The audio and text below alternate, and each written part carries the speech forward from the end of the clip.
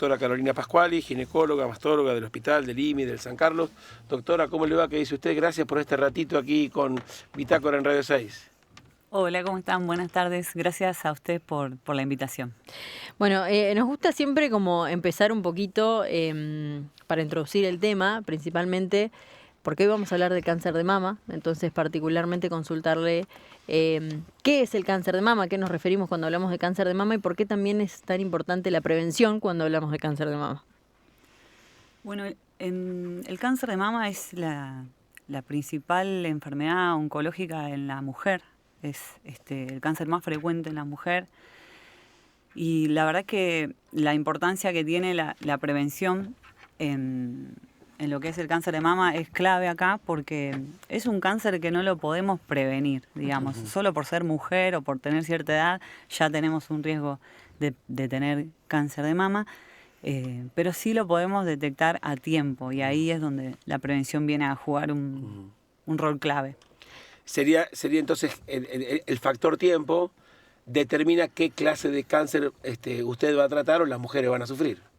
Exactamente, o sea, obviamente no es lo mismo encontrar un cáncer de mama en un estadio 1, que tiene una posibilidad de tratamiento y de cura de más del 90%. O sea, estadio 1 sería el estadio más leve. Más inicial, claro, que un cáncer de mama en estadio avanzado, estadio 3, por ejemplo, que tiene una posibilidad de curarse mucho menor, capaz que el 30%. Uh-huh. Y este tipo de enfermedades, entiendo, lo trabajan ustedes como ginecólogos en conjunto con oncólogos.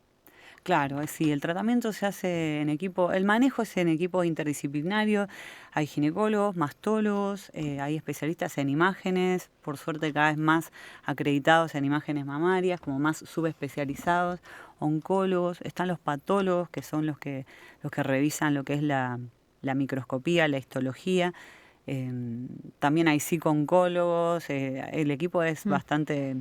Se abre bastante el abanico, digamos, kinesiólogos. ¿Y hay una edad en la que es más frecuente? ¿Se está viendo también en mujeres más jóvenes, mujeres más grandes? Sí, tiene una edad de prevalencia que decimos que es entre los 50 y los 70 años, que es ahí la población donde más frecuentemente diagnosticamos cáncer de mama. Pero sí está pasando que acá hay como una tendencia con los últimos años que se está encontrando cada vez en mujeres más jóvenes. No son las más frecuentes, pero sí cada vez hay más. Uh-huh. ¿Hay alguna razón, usted lo decía, doctora, al comienzo de la conversación, habló del cáncer más frecuente? ¿Hay alguna cuestión médica, anatómica o en todo caso estadística que explique por qué es el cáncer más frecuente en las mujeres? No, pero la verdad es que es 3 veces más frecuente que el segundo cáncer de la mujer, que es el cáncer colorectal, por ejemplo. Es ampliamente más frecuente. Sí, muy. Sí, es la principal causa de muerte por cáncer en la mujer. No sé, o sea, en números es, por ejemplo, 20.000 casos nuevos por año, 6.000 muertes por año. La verdad que es un cáncer muy frecuente y por eso cada vez se lo estudia más y cada vez el esfuerzo mayor es en detectarlo lo antes posible, digamos. Esa es la clave. Esa es la clave, sí, incluso antes de que nosotros lo podamos palpar. ¿Y cuáles serían los estudios que se realizan, o sea, o cómo se detecta, ¿no? Con un control anual, porque también hay algo que se dice mucho de, bueno, a partir de los 40 quizás empezar a hacerse, ¿cómo se llaman las La mamografía, no me salía la palabra, pero bueno, también es importante hacerlo más temprano. Claro, o sea, la idea es que la mujer tiene sus controles, así como se hace un Papa Nicolau, una vez por año, que su ginecólogo le haga el examen de mamas, por lo menos a partir de los 25 años. Esto en pacientes sin síntomas, ¿no es cierto? Uh-huh. Ya cuando tengo un síntoma es diferente la consulta. Pero pacientes sin síntomas, un control anual con un ginecólogo, con un examen de mamas, y a partir de los 40 años la recomendación es una mamografía, generalmente acompaña con una ecografía mamaria, ¿sí?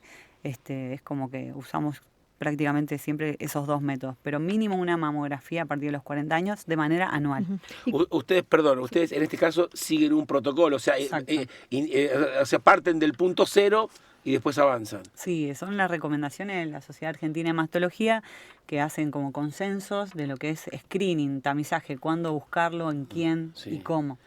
Y se usa la mamografía como clave porque es el único método de imágenes que demostró que reduce la mortalidad.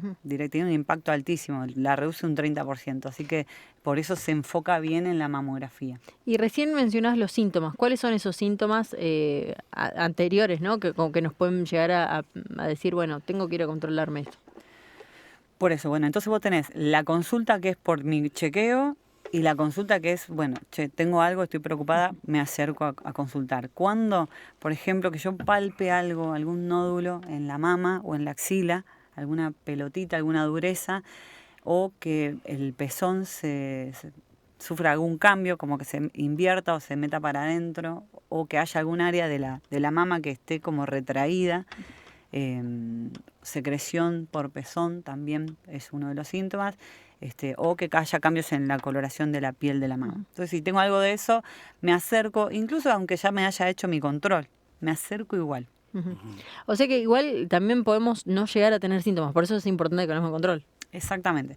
Cuando yo palpo el nódulo, ya no es que llegamos demasiado tarde, pero lo podríamos haber encontrado mucho antes. Eso es lo que, por eso siempre nos enfocamos en antes. Por ejemplo, si una paciente se puede palpar algo más o menos con 1,5 centímetros, 2, se lo puede palpar, dependiendo de un montón de cosas.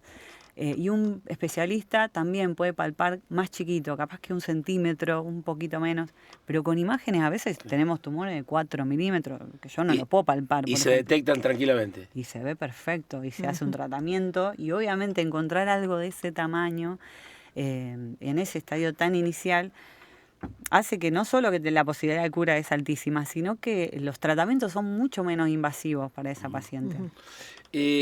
Hablando de tratamientos, ¿cuál sería, cuál sería el protocolo, el tratamiento 1, el 2, el 3? Digamos, ¿en qué consisten estos tratamientos y en qué difieren entre sí? Bueno, está buena la pregunta porque hoy por hoy el tratamiento está muy dirigido a cada paciente, es como un traje a medida. Personalizado, sí. Focalizado. Hace muchos años se hacía como un tratamiento general para todos y obviamente la posibilidad de curarse era diferente.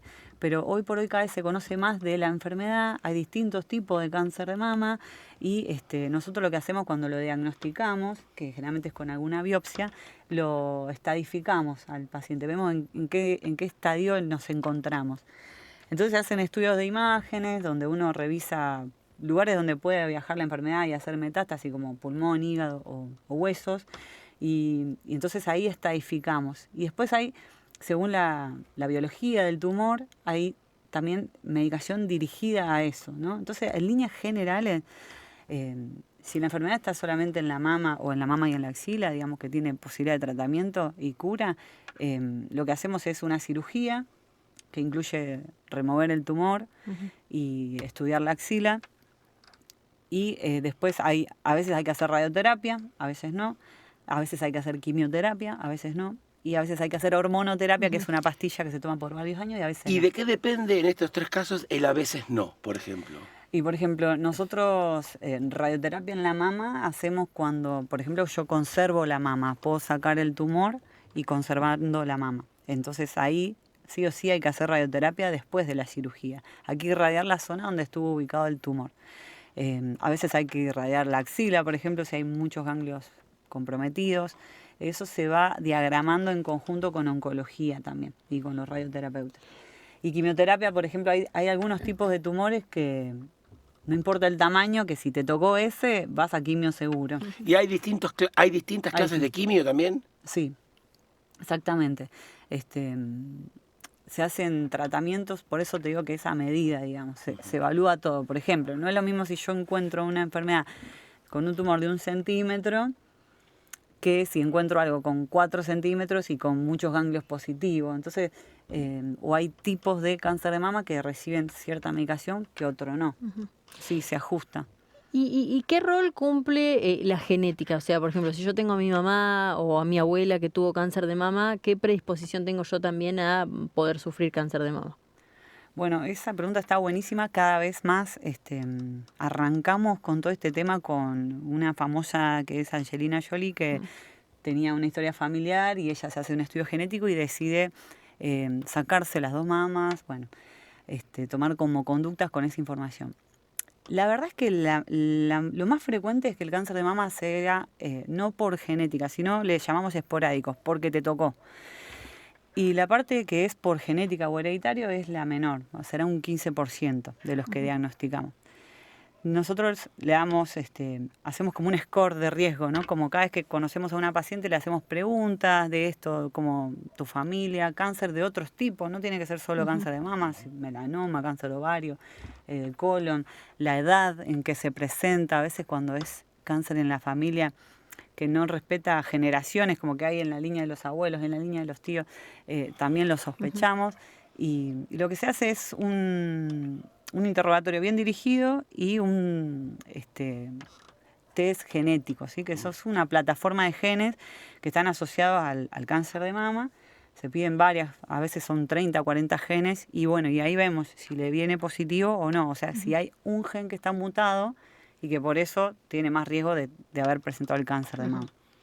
¿Y qué importancia sigue teniendo también el tema de palparse, ¿no? De autopalparse, y cómo es también como para uno también detectarlo y hacerlo de manera frecuente?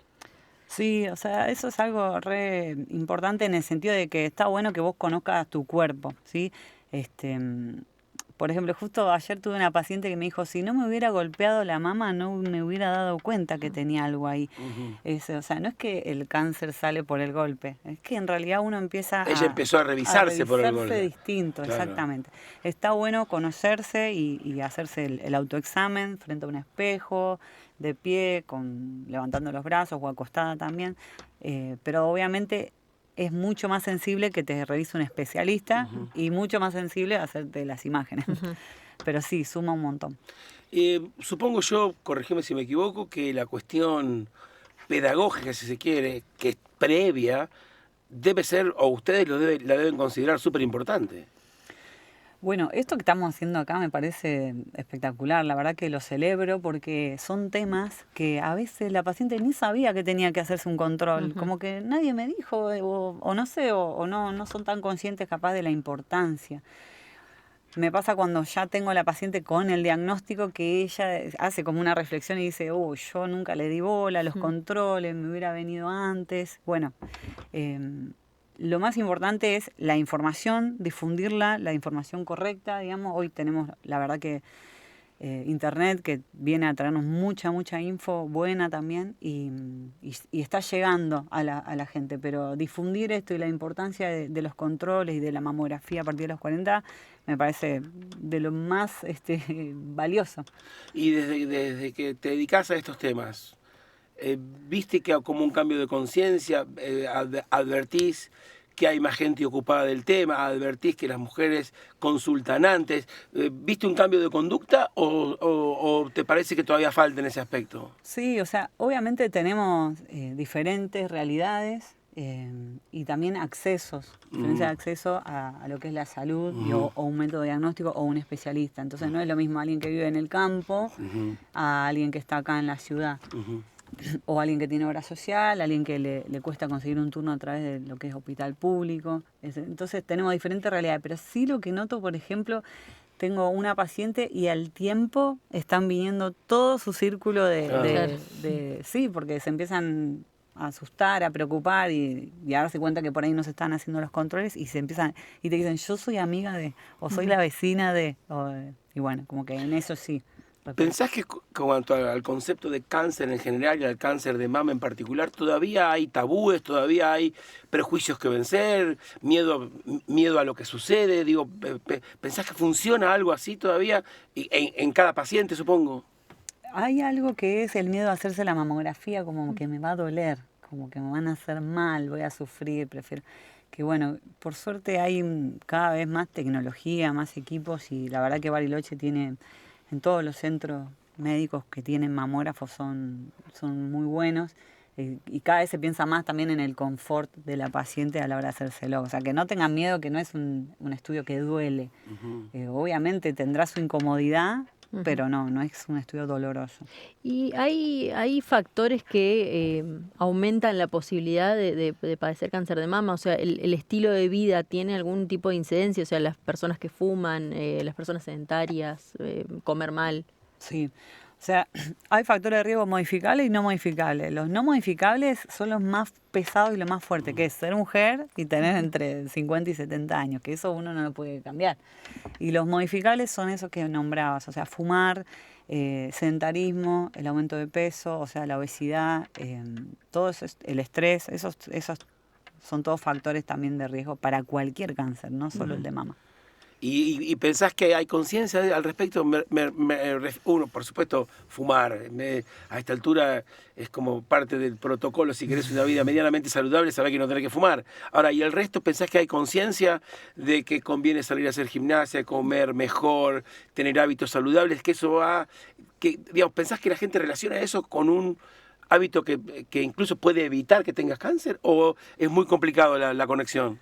No, está muy conectado, o sea, sí, y cada vez se ve más gente, no importa la edad, se ve más gente que se está acercando a los gimnasios o a las actividades, o fíjate que también incluso, por ejemplo, hablaba la otra vez con una amiga, las dietéticas, antes no había muchas dietéticas en la ciudad, ahora hay en cada esquina, eso quiere decir que el consumo también de lo natural, de lo no procesado, está cada vez más usado. Y desde el punto de vista técnico, supongo que vos como ginecóloga, como mastóloga, tendrás acceso a qué se hace en otros lados, a publicaciones, a papers. La medicina argentina en general o la medicina que se hace en Bariloche, yo supongo que está a la altura, pero ¿qué pensás vos? Sí, Bariloche, la verdad que tenemos todo, las pacientes hacen todo acá, no tienen que ser derivadas, digamos, por nada. O sea, todas las partes y las etapas ya sea el diagnóstico o el tratamiento, están acá en Bariloche, tanto en el ámbito público como en el privado, y la paciente accede. Y muchas veces los médicos trabajan en ambos, en el mundo privado y en el mundo público. Sí, hay de todo, la verdad, pero es una ciudad chica, dentro de todo, pero nos vamos conociendo, trabajamos mucho en equipos, también las derivaciones son muy individuales, entre médicos, nos llamamos, nos contamos cada paciente. Se consultan. Nos consultamos un montón, sí.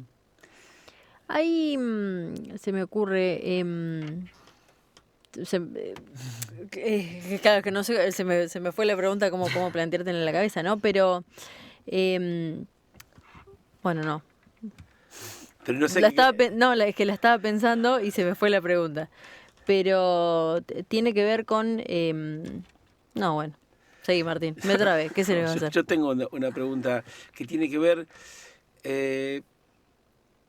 con en qué medida esto debería transformarse, este tipo de cáncer o cualquier otro, o el tema, en algo que no que evite que la gente se encierre en sí misma. Es decir, por lo que está diciendo, me parece, acá estamos hablando del cáncer de mama, pero digo, podemos extrapolarlo a otro cáncer, y me parece que estar abierto con uno mismo, estar dispuesto a, estar informado, forman partes claves de lo que vos llamaste al comienzo prevención. Es así, y en ese estadio, ¿qué hace falta todavía? A mí se me ocurre, digamos, quizás en un exceso de bondad con el género humano, que la información existe, que la información está, y que en realidad en una casa siempre hay un teléfono, o sea, que podemos acceder. Sí. ¿Te parece que falta ahí? ¿Te parece que hay que ser más preciso? ¿Te parece que la cuestión de las campañas públicas deberían ser más intensas? Sí, me parece que está cada vez mejor. Obviamente se puede mejorar, porque sigo teniendo cada tanto alguna mujer que ni sabía que tenía que hacerse un control o que no sabía que tenía que hacerse una mamografía todos los años. Se sigue escuchando, pero cada vez menos. Con respecto a eso que decías, ¿no? Pero hay mujeres que llegan tarde justamente por miedo a consultar. Sí, viste que también estamos atravesados por historias. A veces claro. Uno tuvo una historia dura que está asociada al cáncer y obviamente lo que menos quiere es que alguien le diga, che, mira, estoy viendo un nódulo que no me gusta, y ahí como que entramos en un camino de incertidumbre, de miedo, sí, existe eso también. Y en este tipo de, vuelvo a repetir, en el cáncer en general, el que vos te ocupás en particular, ¿cómo juega la relación de confianza entre vos y tu paciente? Digamos, ¿en qué sentido eso no forma parte del principio de la solución? Es algo que nosotros también como profesionales no nos forman en eso, nos forman para ser súper cirujanos. Lo tenés que aprender haciendo. Lo vas aprendiendo, sí, un poco con cómo es cada uno, digamos, con la parte humana que pone en juego, digamos, y hasta dónde. Y un poco con cada paciente y con cada devolución de cada paciente. A veces escuchamos detalles de pacientes de que ya se curaron, por ejemplo, y que te cuentan lo que recuerdan. Ninguno recuerda que vos le dijiste tal cosa médica que salió en el último paper ni nada, sino que si le diste la mano, si lo llamaste por su nombre. Sí, le mandaste un mensajito, ¿cómo estás? Hoy te sentí que te quebraste, estás bien, como que nosotros tenemos que aprender también como médicos que hay una parte que es humana y que tiene que ser bien respetada en la consulta. Cuando una paciente se empieza a abrir y a contar, no importa el tiempo, no importa si hay, no sé, mucho trabajo afuera, tenés que tener una escucha activa y es una forma clave para acompañarla, ya sea en la previa. A veces biopsiamos algo y no era cáncer. Igual eso se vive de una manera tenso. Muy dura, sí. Claro. Y acompañamos también eso. ¿Y qué te pasa a vos también, a vos como, más allá de lo profesional, pero vos como persona también en algún momento te afecta, o sea, dar este tipo de diagnósticos, ¿no? Cuando se dan estos diagnósticos. Y imagínate que vos sos mujer, sos hija, yo soy mamá, soy hermana, soy prima, soy amiga. O sea, siempre uno puede, digamos, referenciarse con alguna historia más que con otra. Nunca perdemos de foco, digamos, de en dónde estamos parados y cuál es nuestro rol y nuestra responsabilidad, pero sí me atraviesa. No es que después uno se queda un mes entero pensando solo en eso, pero sí yo, bueno, también hago terapia, hacemos otras cuestiones para poder acompañar lo mejor posible. ¿Y vos como ginecóloga y mastóloga, cumplís con los ritos de paciente también? Sí. Cumplo. No somos buenos pacientes los médicos. Pero vos te autoobligás. Sí. Nosotros sí, obviamente. Es interesante lo que contaste al final cuando separaste la cuestión de la ciencia médica de la cuestión humana. Digo, ¿qué entendiste que no hay que hacer? Digo, podés ser la mejor mastóloga del planeta. ¿Qué entendiste que no hay que hacer?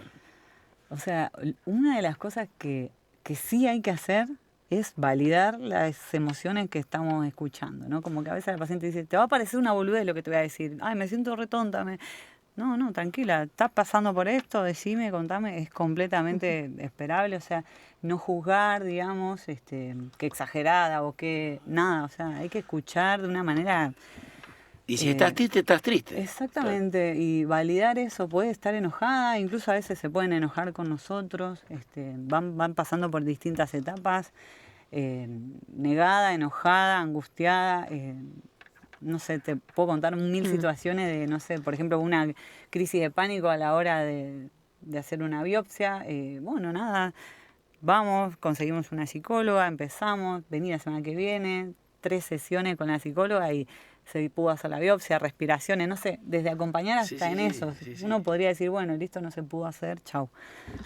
Que siga el otro paciente. Digamos, es evidente que en esto que estás contando el éxito está en los detalles. Está en los detalles, sí. Y eso después, cuando vas, ya te digo, te lo va contando cada paciente. O sea, qué es lo que recuerdan, te agradecen también por haber acompañado. Uy, te volví loca en ese momento. No, estamos para eso. Son momentos temporales también. No es que vos vas a estar 7 años con un montón de demandas, sino que son etapas, digamos. Y que te consulto a vos, más yendo hacia lo profesional también, ¿qué es lo que a vos te lleva a especializarte en esto y qué es lo que hace que sigas dedicándote también a esto? Y yo le agrego a la pregunta de Cami, contanos tu historia, dónde estudiaste, de dónde viniste, y ahí sí lo que dijo Cami, cómo te dedicás, cómo decidiste que iba a ser tu especialización. Y cuando yo estudié medicina, en realidad yo primero estudié nutrición y cuando terminé la facultad estaba muy interesada en medicina y pensé que iba a ser endocrinología, que estaba bastante asociado, y empecé la facultad. ¿Dónde estudiaste? En Rosario. En Rosario. Empecé la facultad y cuando... me encanta medicina, o sea, me gusta todo, pero cuando conocí... O sea, empezaste a estudiar... Pero pensando en ser endocrinóloga. Exactamente, pensé que iba a terminar haciendo esa especialidad. Y cuando llegó la hora de cursar ginecología, obstetricia, me deslumbró, digamos, la obstetricia, la mujer, acompañar, o sea, toda esa parte. Me esa etapa. interesa ese adjetivo.